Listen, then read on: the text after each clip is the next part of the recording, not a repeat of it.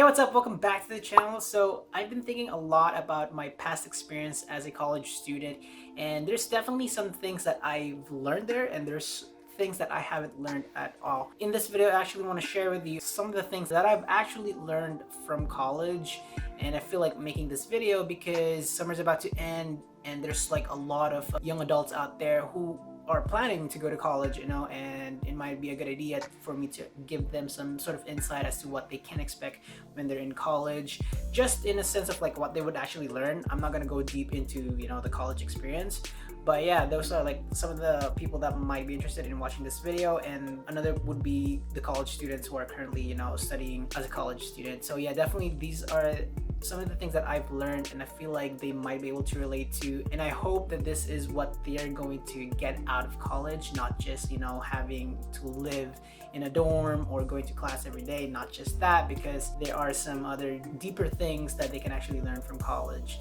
So yeah, but before we actually begin, make sure to subscribe to the channel and then like this video so that other people, a lot of other college students, can hopefully see this video as well and get some insights. So yeah, like the video so the algorithm pushes this video to them. And with that out of the way, so let's get into the video. So the first thing that I've actually learned in college is that schedules are a must. If you're a college student, there's going to be a lot of things going on, and that's school, studying, homework, projects, and then aside from that, you're also going to be doing a lot of extracurricular stuff. That could be going to the gym, meeting with your friends. You may be even working an on-campus or off-campus job. For others out there as well, they might be running a business, and that's what I've experienced before, and that's what my life was. I had a business, I also had an on-campus job, and then I had to go to school, do my normal stuff. So it was a lot of planning out that I need to do, and a lot of things that I need to work on. And definitely at some point I became overwhelmed because there's just like a lot of things going on.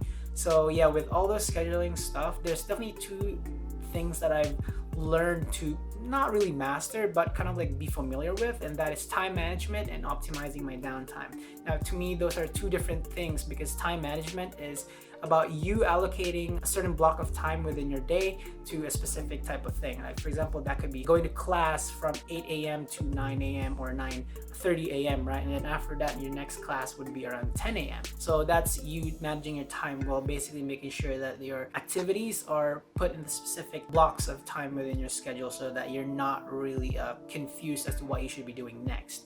Now, the second one is optimizing your downtime. That's basically all about you making sure that the time in between of those activities, the main ones like the classes, those short breaks that you get from them, are optimized. So to me, optimizing downtime, that could include listening to podcasts, reading a book, studying, my notes, watching motivational videos, just anything that can actually help you improve and not waste your time in between those things. Because I agree that there might be some cases where it's just fun to like chill, and that's totally okay. I've done that a lot of times as well when I was in college, but then at some point you're gonna want to make sure that all your time is used correctly. You're not wasting your time as a college student and also as a person, because college is only a phase in your life, and there's obviously a late stage thing that you're gonna have to go through after college. So there's another life waiting for you out there, so you don't want to miss a thing,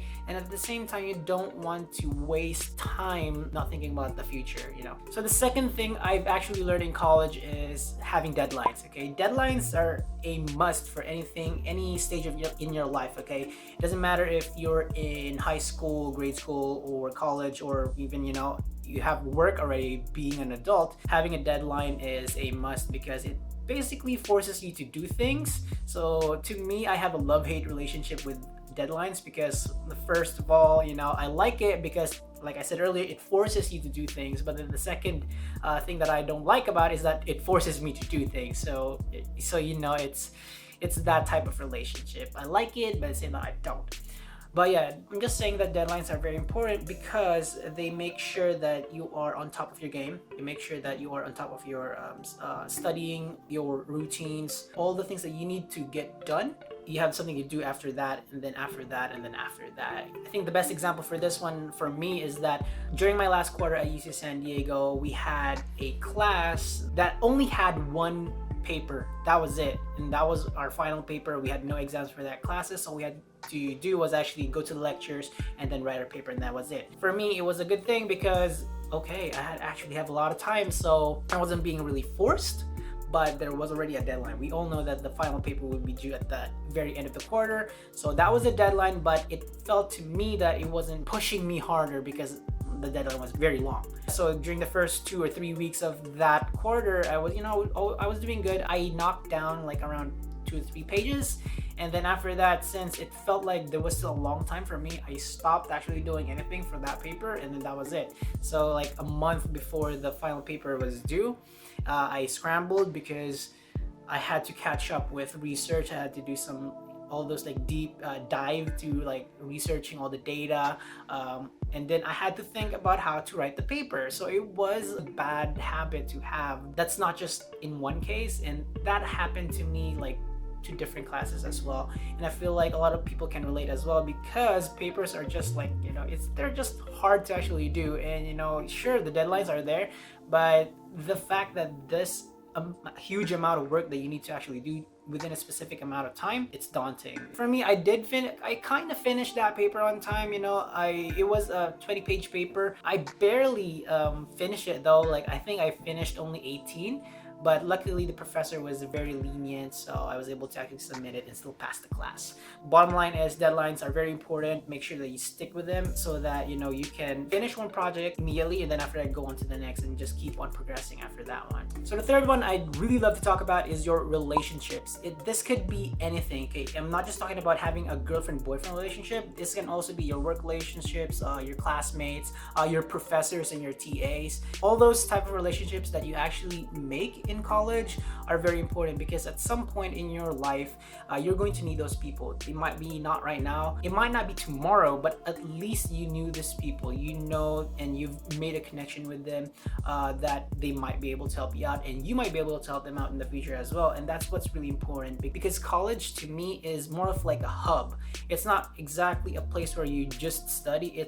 For me, it's a place for you to actually meet people and use the connections and the relationships that you've built with these people for your work, for your career. So I never looked at college as if it was just a formal institution. I looked at it as an opportunity for me to just meet with people and become a part of their lives. For example, if you are going to college right now, make sure that you have a very good relationship with your professors and your TAs, because if you do have a very good relationship with them, you're most likely going to get special considerations, extensions on your deadlines, even like some extra grades there, here and there. So definitely make sure that you're tight with your TAs, because they're the ones who's going to check your papers, and your professors as well, so that you can have a connection with them outside of college. For example, if you need a job or some sort of internship, then definitely approach your professor and ask them about that internship or job opportunity. And if you have a very good relationship with them, they are more than happy to recommend you to somebody who has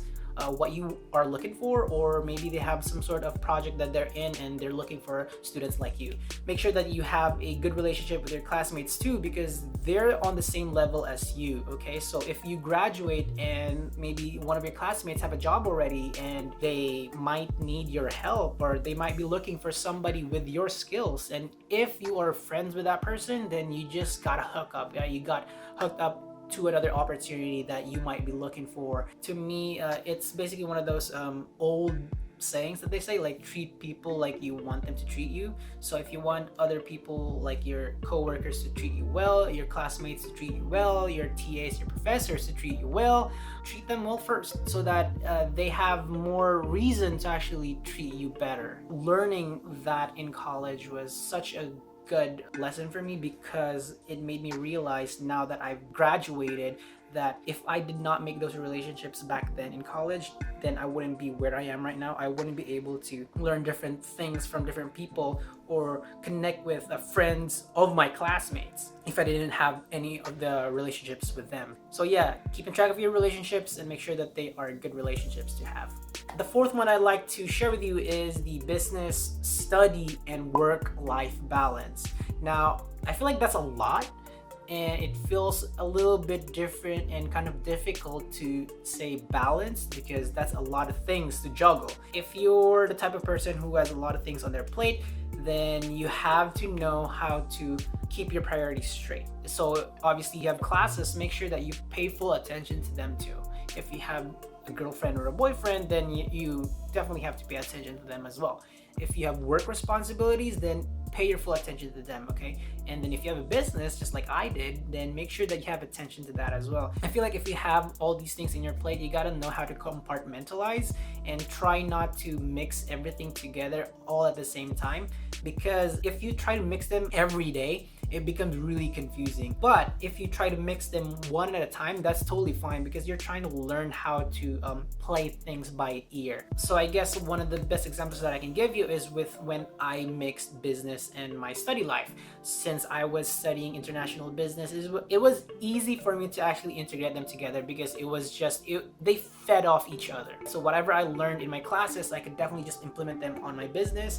And also, now that I'm able to kind of like integrate that seamlessly, I was able to move into integrating business and then study and then my personal life. And that was like, meeting with my friends or meeting with just people that I randomly meet. That means that I was able to kind of like make my conversations a lot more natural, rather than making it very compartmentalized, that it felt like I was sectioning off my conversations, right? But I know that I said to compartmentalize. What that really meant was that you compartmentalize how you think about it. But when you're trying to implement it, you're working to make it very natural across your life. Basically, I think one of the biggest things I've learned there is that learning how to balance everything out. And if there's something that you're really passionate about and then you would just want to focus there, then you can drop all the other stuff that you have and then just focus on one thing. That's totally fine as well. My point here is learning about yourself and learning how you actually work, because that will play into your future career. That will help you become a better person, because if you know what you are and how you work, what makes you tick, it's easier for people to actually know you, and you're a lot more approachable. You know how to tackle things, you know what you want and all that stuff. So yep, learn how to balance your work, life, and study activities. And the last thing that I want to share with you is probably the biggest and most important lesson I've learned while I was in college, and that is having the good habits and routines in place. So think about this one for a minute, okay? So if you were in college right now, or whatever term that you're in, you're most likely looking forward to summer, right? Or any type of long holidays or breaks. Now, if you're actually in that break already, you'd be doing whatever the hell you want to do, right? You'd probably go out with friends, hang out, all that stuff, or sleep in, right? But then at some point, you're going to think about having to go back to school. You're gonna crave going back to school, right? And that's me every time summer comes, because I just don't have anything to do during the summer besides work.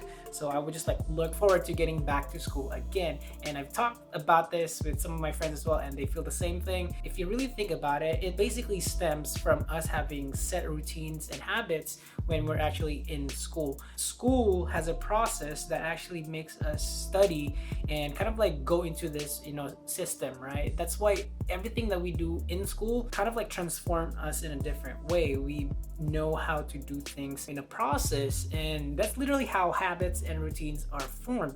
If you keep on doing the same thing over and over again, a habit is formed, and then that turns into a routine until it's just ingrained in your head, and your body starts to move based on that routine without even you thinking about it. I think the best personal example that I can give you is about when I wanted to start waking up early. I wanted to do a lot of things in the afternoon that was totally unrelated to school or business. So basically I just wanted to chill. So I had to plan out the day in a way that I would be able to do all the things that I need to do in the morning. So one of the things that I found was that obviously I need to wake up early so I can do all the things that I need to do throughout the day in just a huge block of time in the morning, right? Probably before lunch or after lunch ends or something like that. Around 2 p.m. I should be done with everything. So that's what I told myself. I need to wake up early. So I started waking up at 7 a.m. And obviously at the very first week, that was very hard because we naturally want to just like sleep in. If you're a college student right now, waking up very early and then after that sleeping late at night is usually what your routine is going to be. And sometimes that's not enough. That was hard to do the first week, but then as the weeks progressed, waking up at 7 a.m. was becoming easy. And then after that, I challenged myself, like, you know what, let me just wake up at 6 a.m. instead. So obviously 6 a.m. first week, hard again because it was a new thing. I had to recondition my mind and my body to wake up at 6 a.m. That's an hour early from what I was used to. And every day that I keep doing that, it made it a little bit easier for me to actually wake up early in the morning. At some point, my body just started getting used to 6 a.m. to 12 a.m. routine, being awake that long and then only having 6 hours of sleep, that my body became just too used to it that it didn't really matter to me anymore. And it was just like my body just like moves on its own and then I don't have to think about it anymore. And that's what I think having good habits and routines in place will actually do for you. It makes a lot of things easier because you don't have to think about them all the time. So if you want to be successful, and a lot of successful people already have said that habits and routines actually help you out in your career, then definitely make sure that you have good habits in place. I always reference 2 books whenever I talk about habits and routines to my friends whenever we're having these conversations about them. It's The Power of Habit and then also The Compound Effect. Those 2 books are the go-to books that I read whenever I want to read about habits or just like reference some quote or anything like that, because they really actually give you an insight as to how habits are formed and how they can actually help you out in the future. Because if you do one small habit today, like just change one of your routines, right? For example, waking up early, wake up 7 a.m. and then after that, the next day it's gonna be hard, but then the next day you're gonna try, it's going to be a little bit easier, and then it compounds every day and you'll get to this point where it becomes easier. And that's the same thing. For example, you want to learn how to become a better public speaker, then do public speaking one day at a time. Talk to a lot of people so that you're more confident in delivering your speech or your whatever, right? And pretty much like handling yourself. It all starts with you taking one small habit at a time and compounding it every day. So those are the 5 things that I've actually learned in college. I feel like there's more there that I might have just passed by. There's definitely a lot of lessons out there, but I feel like those are the 5 things that really stood out to me, and I feel like those are the things that helped me get to where I am right now. And definitely there's more things that I can improve on, and I'm looking forward to working myself to a point where I can become a better person than I am today. So don't forget to subscribe to the channel and also hit that notification bell so that you can get updated whenever I post new videos. And if you like me creating videos like this where I just talk about my experience, my story, or just randomly talk about stuff, then definitely comment them down below because I need some feedback on what type of content I should be creating. So yeah, I hope you have a wonderful day and I'll see you on the next one.